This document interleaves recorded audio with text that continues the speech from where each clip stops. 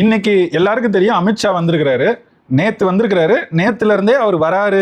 2 நாளாவே அவர் வராரு. வந்த உடனே இது நடக்க போகுது, அது நடக்க போகுதுன்னு இந்த ஊடகங்கள் ஒரே அதை பத்தியே பேசு பொருளா வச்சிருந்தாங்க. எப்பவுமே திமுக என்னன்னா தங்களை பேசு பொருளா வைத்துக் கொள்வதில் மிக வல்லவர்கள். அதுதான் கருணாநிதியை சொல்லுவாங்க 50 ஆண்டு கால தலைப்பு செய்தின்னு சொல்லுவாங்க. அவருக்கு எப்படி செய்தியை தன் பக்கம் வைத்துக் கொள்ள வேண்டும் அப்படின்னு நன்றாக தெரியும். அதைத்தான் இப்ப அவருடைய கட்சிக்கு அதுக்கு ஒரு கட்டமைப்பை ஏற்படுத்தி, ஊடகத்துல ஒரு கட்டமைப்பை ஏற்படுத்தி அதை செய்து வச்சுட்டு போயிருக்கிறார். அதுதான் இன்றைக்கு வரைக்கும் இவர்களை திமுகவை பேசு பொருளாக வைத்துக் கொள்வதில் முனைப்பாக மும்முரமாக செயல்படுது. அது போலதான் 2 நாளா அமித்ஷா வருகை பத்தி பேச்சா இருந்தது.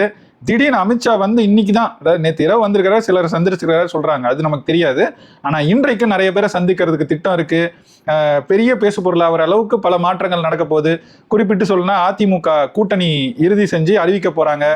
பாமகல ஒரு சண்டை போயிட்டு இருக்கு. நம்ம இப்ப பேசுற நேரத்துல கூட்டணி பத்தி அறிவிச்சிட்டாங்கன்னு வச்சுக்கோங்க, அதிமுகவும் பாஜகவும். அது நடக்க போகுது. அதுக்கு பிறகு அப்புறம் பாஜக தலைவர் மாற்றம் நடக்க போகுது அப்படின்னு சொல்லி பாஜக பேசு பொருளா இருந்துச்சு. அதை நம்மளும் விரும்பல. ஆனா திமுக அதுக்காக என்ன பண்ணுச்சுன்னா சரியா இந்த நேரத்துல வேற ஒரு செய்தியை பேசு பொருளாக்குச்சு. எதை அப்படின்னா அமைச்சர் பொன்முடி அவருடைய பேச்சை.